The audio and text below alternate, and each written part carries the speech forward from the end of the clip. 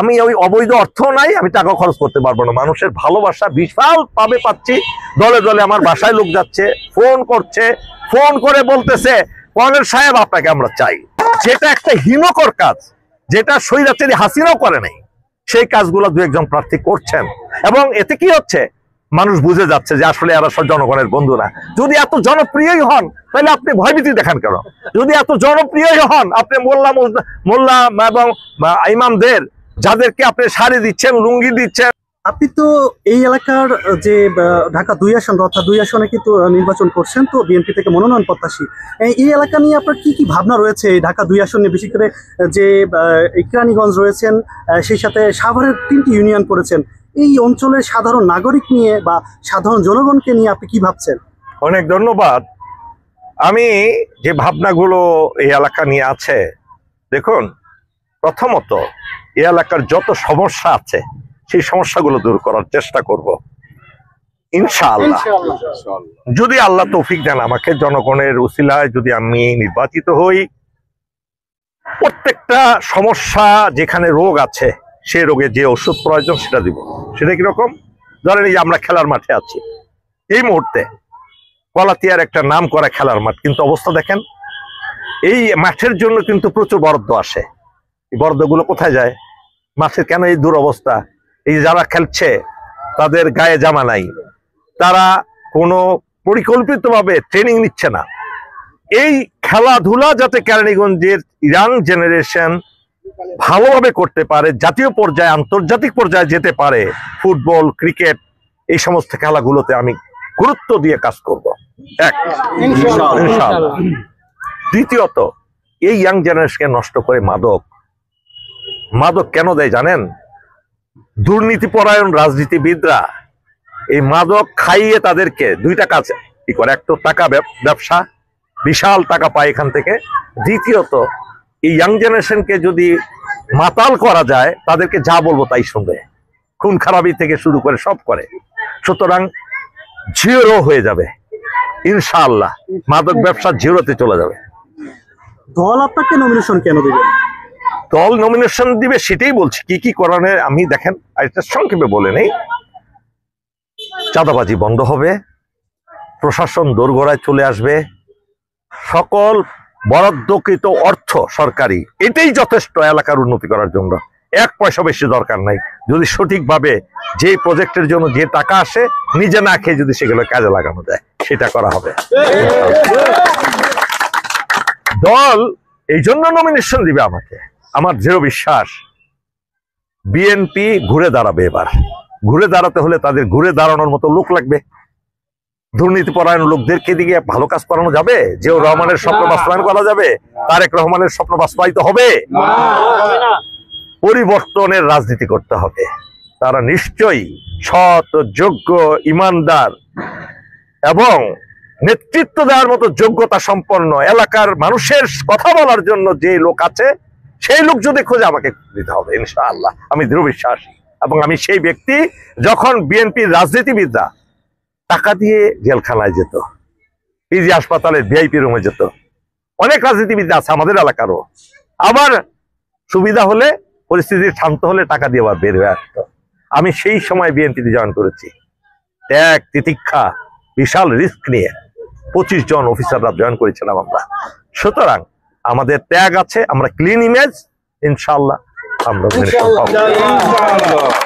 এই যে এলাকা, তো বিশেষ করে মাদকের যে বিষয়টা বলছেন, সেই সাথে এলাকার যে উন্নয়নের ব্যবস্থা, আপনি কোন, বিশেষ করে এবার তো তরুণ সমাজকে তো প্রাধান্য দেওয়া হচ্ছে, এবং এই তরুণ সমাজকে নিয়ে কাজ করার চিন্তা ভাবনা রয়েছে। তারেক রহমান চেয়ারম্যান, তিনি বিএনপি অ্যাক্টিভ চেয়ারম্যান রয়েছেন।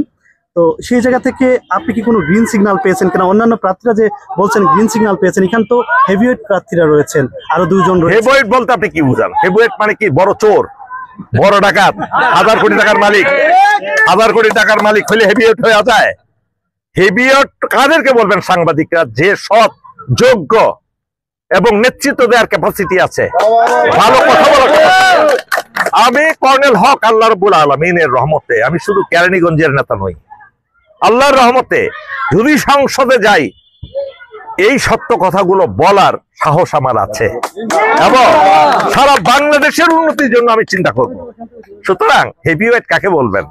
যে নর্দমা থেকেও টাকা খায়, যারা ওই আপনাদের কাছ থেকে আপনাদেরকেও টাকা দিয়ে কিনে, সাংবাদিকদেরকে টাকা দিয়ে কিনে 5,000 10,000 করে আসলে দেয়, কোথেকে দিবে? আবার অনেকে ঘোষণা করে আজকে থেকে এই বাজারের খাজনা দিতে হবে না, বলে যে অমুকে দিবে অমুকে দিবে। এইগুলা কথাগুলো কি কোন শিক্ষিত লোকের কথা, কোন সৎ লোকের কথা? জনগণ বুঝে। জেনজির কথা বলছেন এই আন্দোলনে, 36 জুলাইয়ের আন্দোলনে কর্নেল হকের ভূমিকা জানে না পৃথিবীর কোন বাংলাদেশী নাই। আমি সেই সময় ফ্যাসিস্ট হাসিনার বিরুদ্ধে, সকল অন্যায়ের বিরুদ্ধে, আপনার গুম খুনের বিরুদ্ধে তীব্র নিন্দা এবং বক্তব্য রেখে সেই সময়ে মহা রিস্কের মধ্যে ছিলাম, জীবন আমার চলে যাওয়ার উপক্রম হয়েছিল। কিন্তু আল্লাহর রক্ষা, আর যদি 10 দিন হাসিনা টিকতো আমাকে হয়তো দেখতেন না। আমি সেই বিদ্রোহ ঘোষণাকারী একজন, যাদেরকে নিয়ে সেনাবাহিনীকে ইনশাল্লাহ অবসরপ্রাপ্ত অফিসারদেরকে নিয়ে আমি বিদ্রোহ করেছি, সৈনিকদেরকে নিয়ে। রাইট।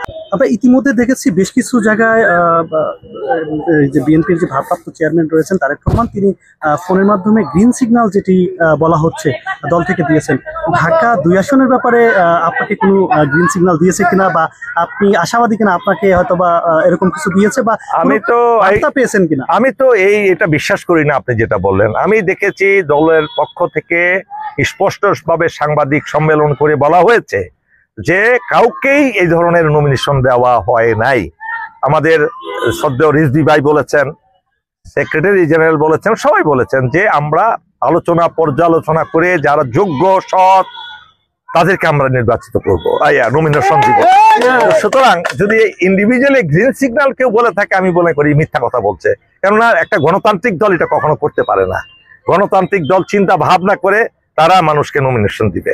হ্যাঁ, তো সুতরাং আপনি যে হেভিওয়েটের কথা বললেন, হেভিওয়েট তারাই যারা সততার পরীক্ষায় উত্তীর্ণ হয়েছে। এবং এবং এবং গ্রিন সিগন্যাল বলতে কি বুঝি আমরা? এটা কি আমাদের কি স্বৈরতান্ত্রিক দল? না, অবশ্যই না। আমাদের দল গণতান্ত্রিক দল।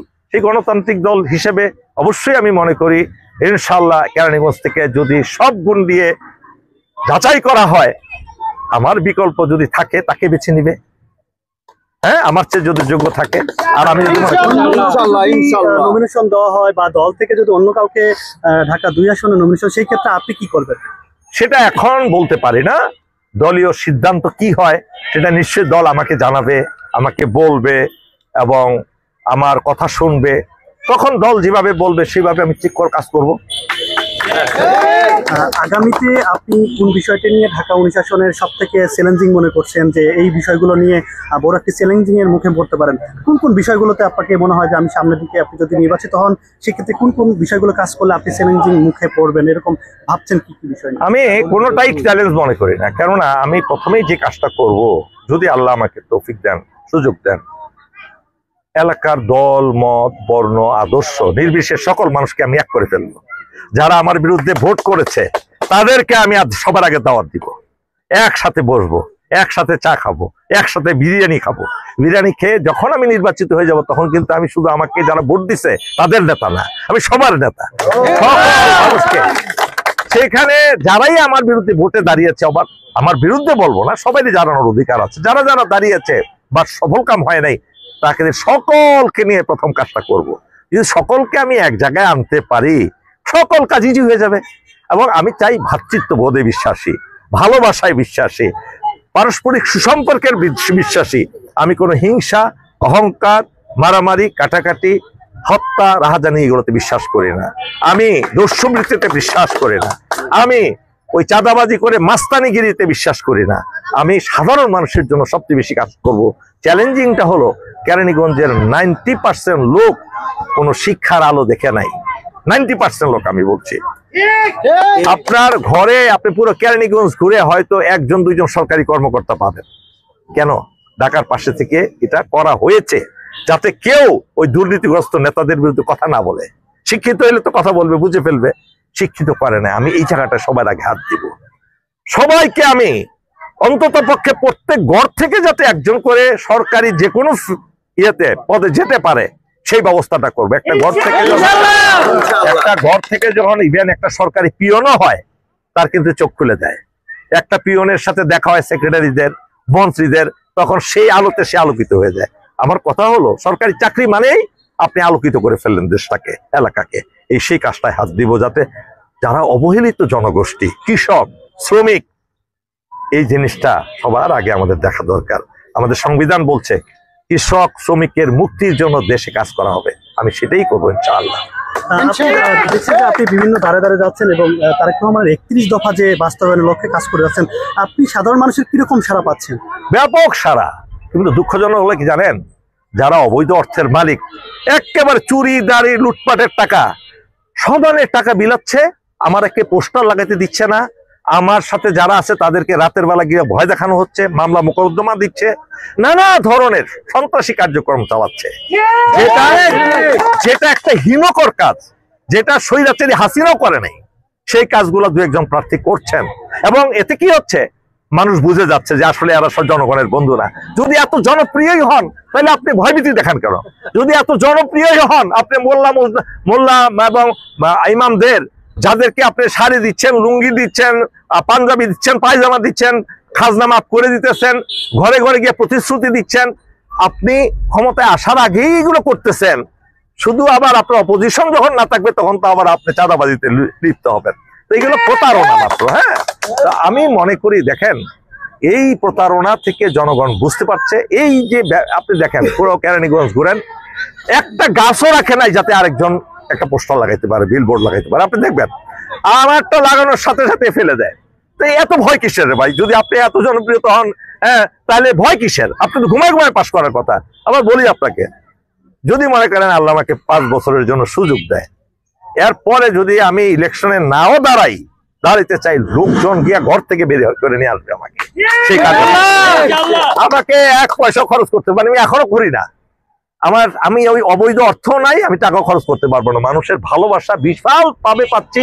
দলে দলে আমার বাসায় লোক যাচ্ছে, ফোন করছে, ফোন করে বলতেছে, কর্নেল সাহেব আপনাকে আমরা চাই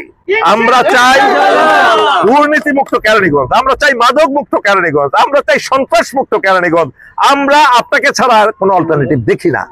এইটা তাদের কথা, আমি তো নামতে চাই নাই, জনগণ আমাকে নামিয়েছে। আপনারা দেখবেন ইনশাল্লাহ ভোট যখন শুরু হবে, ব্যালট কথা বলবে। সেই ব্যালটে তখন তার জোর করে আপনি হাতের বলতে পারবেন, নাই বেটা আমার মাথার উপরে মার, তখন মানুষ সঠিক সিদ্ধান্তটা নিবে, এটা আমার বিশ্বাস। আর যদি জনগণ ভুল করে, আবার করার কিছু নাই, আবার সেই অন্ধকার চলে আসবে। এটা তো ফ্যামিলি ডাইনেস্টি না। আপনি কি ফ্যামিলি ডাইনেস্টিতে বিশ্বাসী?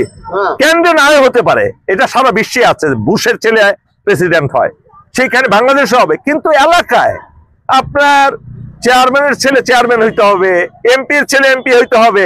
এটা কি বাপের জমিদারি নাকি? এটা কি জমিদারি? মানুষ বুঝতেছে বাপের পরে ছেলে হবে কেন? ছেলের যোগ্যতা কি? হ্যাঁ, যদি যোগ্য হয় অবশ্যই আমি ভোট দিব। যদি কারো ছেলে আমার চেয়ে যোগ্য হয়, আমি তারে ভোট দিব। এই চিন্তা চেতনা আসবে না কেন? আমার পরে আমার ছেলে থাকবে, আমার বউ থাকবে, আমার ছেলের বউ থাকবে, আমার মেয়ের জামাই হবে। এটা কি ফ্যামিলির কাছে আপনারা বর্গা দিয়ে ফেলছেন পুরা কেরানীগঞ্জ? হ্যাঁ, এটা কেন এই ধরনের হবে কেন? এই চিন্তা ভাবনা আসবে কেন?